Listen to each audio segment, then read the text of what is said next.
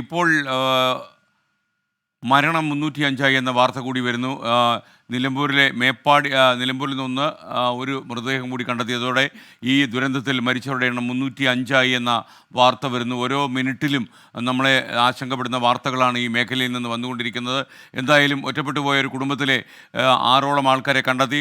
അയൽവാസി അഞ്ചു പറയുന്നത് വിശ്വസനീയമെങ്കിൽ ഇതിൽ 6 പേരെ കണ്ടെത്തിയെന്നാണ്. എന്നാൽ ഔദ്യോഗികമായി വന്ന വാർത്താ പ്രസിദ്ധീകരണത്തിൽ കാണുന്നത് 4 പേരെ കണ്ടെത്തിയെന്നാണ്. ഇവരവിടെ ഒറ്റപ്പെട്ടു പോയതായിരുന്നു. ഇവരെ രക്ഷപ്പെടുത്തിയത് ഫയർ റെസ്ക്യൂ ഓപ്പറേഷനിലൂടെയാണ്. ഫയർഫോഴ്സാണ് രക്ഷപ്പെടുത്തിയതെന്നാണ് നമുക്ക് മനസ്സിലാകുന്നത്. ഇവരെ കണ്ടെത്തിയ പടവട്ടിക്കുന്ന് എന്ന് പറയുന്ന പ്രദേശത്താണ്. ഇവരെ അവിടെ നിന്ന് മാറാൻ, ഈ ഒറ്റപ്പെട്ട പ്രദേശത്ത് നിന്ന് മാറാൻ ഫയർ റെസ്ക്യൂ ഓപ്പറേറ്റേഴ്സ് ആവശ്യപ്പെട്ടിരുന്നെങ്കിലും അവർ മാറാൻ തയ്യാറായില്ല. ദുരിതാശ്വാസ ക്യാമ്പിലേക്ക് അവർ പോകാൻ മടി കാണിച്ചു എന്ന രീതിയിലുള്ള സൂചന വന്നെങ്കിലും ഈ അയൽവാസിയായ അഞ്ചു നിഷേധിക്കുകയാണ്. അവർക്ക് ഒരുപാട് ബന്ധുബലം അവിടെ ഉണ്ട്. അതുകൊണ്ട് തന്നെ ബന്ധുക്കളിലേക്ക് അവർ മാറ്റും. ഇപ്പോൾ ചൂരൽമലയിൽ നിന്ന് സുർജിത്ത് കൂടി നമുക്കൊപ്പം ചേരുകയാണ്. സുർജിത്ത്, എന്തൊക്കെയാണ് ലേറ്റസ്റ്റ് ആയിട്ടുള്ള അവിടെ നിന്ന് നൽകാൻ കഴിയുന്ന അപ്ഡേറ്റ്സ്? പറയൂ സുർജിത്ത്.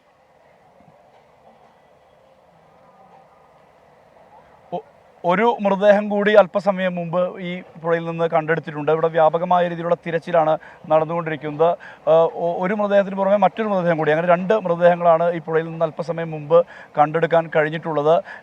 ഇവിടെ ഈ പ്രദേശം മുഴുവൻ ഇപ്പോൾ ഈ യന്ത്ര സാമഗ്രികൾ കൊണ്ട്, അതായത് ഈ മണ്ണുമാന്തി യന്ത്രം കൊണ്ട് അത് മാന്തി എടുക്കുന്നുണ്ട്. ഇതിന് താഴേക്ക്, അതായത് ധാരാളം പേർ മുകളിലുണ്ടായിരുന്നു. അവരെല്ലാം തന്നെ ഒരുപക്ഷെ താഴേക്ക് ഒലിച്ചു വന്ന സാഹചര്യം ഉണ്ടായിരുന്നു. ഇതുപോലെ മാന്തി എടുത്തുകൊണ്ട് പരിശോധനയാണ് ഇപ്പോൾ ഈ പുഴയിൽ എമ്പാടും നടന്നുകൊണ്ടിരിക്കുന്നത്.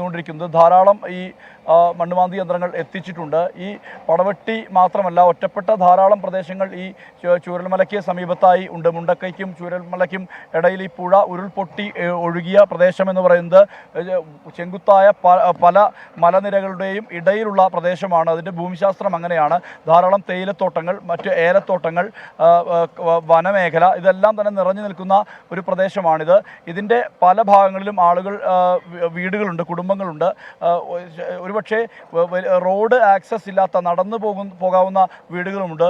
ഇത് പൊട്ടിയതോടുകൂടി അവിടേക്കുള്ള യാത്ര, റോഡ് മാർഗമുള്ള യാത്ര ഉരുൾപൊട്ടലിന് ശേഷം വളരെ സങ്കീർണമായ കാര്യമാണ്.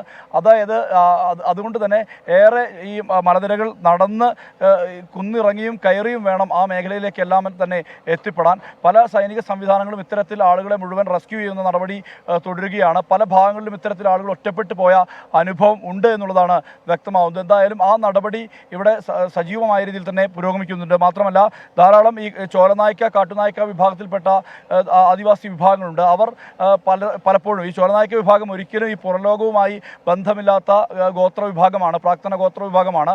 അവർ ഈ മേഖലയിലുണ്ട്. അതായത് നിലമ്പൂരിൻ്റെ ോട് ചേർന്നുള്ള, അതായത് ഇതിൻ്റെ മറുഭാഗം എന്ന് പറയുന്നത് നിലമ്പൂരാണ്.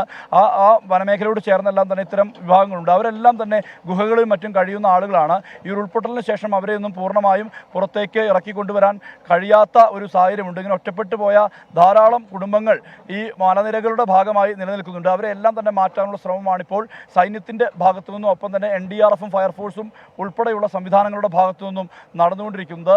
ഈ വനത്തിനകത്താണ് ഈ ചോലനായ്ക്ക വിഭാഗങ്ങൾ കഴിയുന്നത് എന്നുള്ളതും വലിയ പ്രതിസന്ധിയാണ്. അവരെല്ലാം തന്നെ പുറലോകത്തേക്ക് എത്തിക്കാനുള്ള ദൗത്യമാണ് ഇപ്പോൾ പുരോഗമിച്ചുകൊണ്ടിരിക്കുന്നത്. മുണ്ടക്കൈ മേഖലയിലും സമാനമായ രീതിയിൽ തന്നെ പരിശോധന നടക്കുന്നുണ്ട്. ഇങ്ങനെ മണ്ണ് മാന്തിയാണ് ഇപ്പോൾ പരിശോധന. കൂറ്റൻ പാറകൾ വന്നടിഞ്ഞിട്ടുണ്ട്. അതെല്ലാം തന്നെ മാറ്റി മണ്ണ് പൂർണ്ണമായും നീക്കി അങ്ങനെയൊരു പരിശോധന, തെരച്ചിലാണ് ഇപ്പോൾ പല ഭാഗങ്ങളിലുമായി നടന്നുകൊണ്ടിരിക്കുന്നത്. SK. ഓക്കെ, സുർജിത്ത് അയ്യപ്പത്താണ് വിവരങ്ങൾ നൽകിയത്. റെസ്ക്യൂ ഓപ്പറേഷൻ നടത്തിയ ആളുകളെ മുഴുവൻ നമ്മുടെ യൂട്യൂബിലൂടെ പ്രേക്ഷകർ അഭിനന്ദിക്കുന്നുണ്ട്. സുനിൽകുമാർ മലമ്പുഴ പറഞ്ഞു, കവളപ്പാറയിൽ എത്ര ആളുകൾക്ക് നമ്മൾ വീട് വെച്ചു കൊടുത്തു എന്ന് ചോദിക്കുന്നുണ്ട്. ഈ അവസരത്തിൽ പലരും നമ്മൾ വാഗ്ദാനം ചെയ്തത് പലതും നിറവേറ്റാൻ കഴിയാതെ പോയതുകൊണ്ട് പല കാര്യങ്ങളും പ്രേക്ഷകർ ചോദിക്കുന്നു. നിയ മോൻ പറയുന്നു, കേരള ഫയർഫോഴ്സിൻ്റെ രക്ഷാപ്രവർത്തനം മാതൃകാപരമാണ് എന്ന് പറയുന്നു. കുഞ്ഞുമോൾ വർഗീസ് ചോദിക്കുന്നത്, എന്തിനാണ് ആഷ്മിയെയും മറ്റുള്ള വാർത്താ ചാനലുകാരെയും കുറ്റം പറയുന്നത്? അവർ കാരണമാണ് നമ്മൾ വീട്ടിലിരുന്ന് വാർത്ത കാണുന്നത്. ഇതൊക്കെ ഇങ്ങനെയുള്ള വിമർശനങ്ങളെ ഒന്നും നമ്മളങ്ങനെ പേടിക്കുന്നതും ഭയക്കുന്നതൊന്നും ഇല്ല എന്നുകൂടി മാന്യ പ്രേക്ഷകർ മനസ്സിലാക്കുക. മാത്രമല്ല നമ്മൾ ചില ധാർമ്മികമായ ചില ജോലികളുമായി ഇറങ്ങിയവരാണ്. മീഡിയ പ്രവർത്തനം എന്ന് പറയുന്നത് സുഖകരമായി മാത്രം ചെയ്യാൻ കഴിയുന്ന കാര്യമാണെന്ന് ഞങ്ങൾ വിശ്വസിക്കുന്നില്ല. അതുകൊണ്ട് തന്നെ ഇത്തരം വിമർശനങ്ങളെ നമ്മൾ അവജ്ഞയോട് കളയേണ്ടതാണെങ്കിൽ അത് നമ്മൾ അവഗണിക്കും. അതല്ല, ക്രിയാത്മകമായി പ്രതികരിക്കേണ്ടതാണെങ്കിൽ നമ്മൾ പ്രതികരിക്കും. മാത്രമല്ല, നമ്മുടെ ഏറ്റവും വലിയ പ്രതിസന്ധിയും നമ്മുടെ കൺമുന്നിലുള്ള ഇഷ്യൂവും ഒക്കെ തന്നെ ഇപ്പോൾ വയനാട്ടിലെ രക്ഷാദൗത്യം തന്നെയാണ്. ജീവനുള്ള ആളുകളെ ആരെയെങ്കിലും കണ്ടെത്താൻ കഴിഞ്ഞാൽ അവർക്ക് പുനരധിവാസം കൊടുക്കുക. ഇങ്ങനെയൊക്കെയുള്ള കാര്യങ്ങളിൽ വളരെ മാതൃകാപരമായി മാധ്യമപ്രവർത്തനം നടത്താനാണ് ഞങ്ങളുടെ ശ്രമം. അല്ലാതെ ഒറ്റപ്പെട്ട വിമർശനങ്ങളിൽ മൂക്ക് കുത്തി വീഴുക എന്നുള്ളതല്ല എന്ന് പ്രിയപ്പെട്ട ചിലരെങ്കിലും മനസ്സിലാക്കുക. അപ്പോൾ ചില പ്രേക്ഷകർ ചോദിക്കുന്നുണ്ട്, ഇതെന്താ കോമഡി ഷോ ആണോ എന്നൊക്കെ ചോദിക്കുന്നുണ്ട്. എനിക്കറിയില്ല അവരുടെ മനോഭാവം എന്താണെന്ന്. കാര്യം നമ്മൾ വീട്ടിലിരുന്ന് വളരെ സ്വസ്ഥമായിട്ട് മൊബൈൽ ഫോണിലൂടെ ചിലപ്പോൾ വാർത്താമുറിയിലെ കാര്യങ്ങൾ കേൾക്കുമ്പോൾ നിങ്ങൾക്ക് പലതും അങ്ങനെ പോകും. മണ്ണിൽ മനുഷ്യൻ്റെ ചോര വീഴുമ്പോൾ ഇതൊക്കെ കോമഡി ആണോ എന്ന് നമുക്കൊന്നും ഒരിക്കലും ആലോചിക്കാൻ കഴിയില്ല. നമുക്കപ്പം അനുജ കൂടി ചേരുന്നു. അനുജ, വയനാട്ടിൽ നിന്ന് വരുന്ന ഏറ്റവും ലേറ്റസ്റ്റ് ആയിട്ടുള്ള ദൃശ്യങ്ങൾ ഏറ്റവും സങ്കടകരമായത് തന്നെയാണ്. ബേലി പാലത്തിലൂടെ രക്ഷാപ്രവർത്തകർ നീങ്ങുന്ന ദൃശ്യങ്ങളാണ് പ്രേക്ഷകർ ഇപ്പോൾ കാണുന്നത്. അനുജ, മറ്റെന്ത് കാര്യമാണ് ഇപ്പോൾ പ്രേക്ഷകരുമായി പങ്കുവയ്ക്കാൻ കഴിയുന്നത്? ഇപ്പോൾ ഇന്ന് ഈ മരണം ഏറ്റവും പുതിയ വിവരം 305 എന്നുള്ളതാണ്. അനുജ, നമ്മുടെ ഇപ്പോൾ നമ്മൾ ഈ കാണിച്ചു കൊടുക്കുന്ന ഈ ദൃശ്യത്തിൽ മന്ത്രി പി എ മുഹമ്മദ് റിയാസ് കൂടിയുണ്ട്. അവിടെ ക്യാമ്പ് ചെയ്യുന്ന 4 മന്ത്രിമാരിൽ ഒരാളാണ് P A Muhammad Riyas.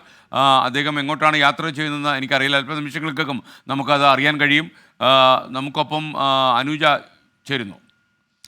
SK, ഇപ്പോൾ മരണം 305. അതിൽ നിലമ്പൂരിൽ നിന്ന് 1 മൃതദേഹം, മേപ്പാടിയിൽ നിന്നൊന്ന്, കോഴിക്കോട്ട് നിന്ന് 3 മൃതദേഹം. ആ തരത്തിലേക്കാണ് കണക്കുകൾ വരുന്നത്. നേരത്തെ ശരീരാവശിഷ്ടങ്ങൾ കണ്ടെടുത്തു എന്നതിൻ്റെ വിവരം, അത് 3 പേരുടെ ശരീരഭാഗങ്ങളാണ് കണ്ടെടുത്തത്. അത് ഒരാളുടെ കൈ, മറ്റൊരാളുടെ കാലിൻ്റെ ഭാഗം എന്നിവ മലപ്പുറം പൂക്കോട്ടുമണ്ണ റെഗുലേറ്റർ കം ബ്രിഡ്ജിൻ്റെ ഭാഗത്ത് നടത്തിയ പരിശോധനയിലാണ് കണ്ടെടുത്തത്. അത് ഫയർഫോഴ്സ് നടത്തിയ പരിശോധനയിൽ മരങ്ങൾ അടിഞ്ഞുകൂടിയ പ്രദേശത്ത് നിന്ന് ശരീരഭാഗങ്ങൾ കണ്ടെടുത്തു എന്നതാണ്.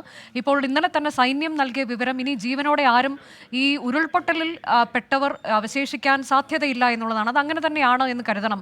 കാരണം ഇന്നിപ്പോൾ രക്ഷപ്പെടുത്തി എന്ന് പറയുന്നത് ഈ ഉരുൾപൊട്ടലിൽ അകപ്പെട്ടവരല്ല, അവർ ഒറ്റപ്പെട്ട് കഴിഞ്ഞു പോയതാണ്. ഇതിന് തൊട്ട് ചേർന്നുള്ള മേഖലയിൽ, അതിന് മുകളിലത്തെ കുന്നിൻ മുകളിലൊക്കെ താമസിക്കുന്ന ആളുകളാണ്. അവിടെ മറ്റ് വീടുകളൊക്കെ ഉണ്ട്, പക്ഷേ അവിടെയൊന്നും ആരുമില്ല എന്ന വിവരമാണ് നേരത്തെ ആ മേഖലയിൽ താമസിച്ചുകൊണ്ടിരുന്ന അഞ്ജു എന്ന പെൺകുട്ടി നമ്മളോട് പറഞ്ഞത്. അവിടെ ഉണ്ടായിരുന്നവരെയൊക്കെ മാറ്റിയിട്ടുണ്ട്. അതിൽ ഒരു കുടുംബം മാത്രമാണ് ആ ഭാഗത്തുണ്ടായിരുന്നത്. അവരെയാണ് മാറ്റിയത്. ആ കുടുംബത്തിൽ 6 പേരാണ് ഉണ്ടായിരുന്നത്.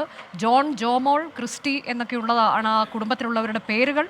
മറ്റ് ആരെയും ഇനി ആ മേഖലയിൽ രക്ഷപ്പെടുത്താനില്ല എന്നാണ് അഞ്ജു പറയുന്നത്. ഏതായാലും അഞ്ജു കൂടി നൽകിയ വിവരത്തിൻ്റെ അടിസ്ഥാനത്തിലാണ് ഫയർ ആൻഡ് റെസ്ക്യൂ വിഭാഗം അങ്ങോട്ടേക്ക് എത്തി ഒറ്റപ്പെട്ട കുടുംബത്തെ രക്ഷപ്പെടുത്തിയത്.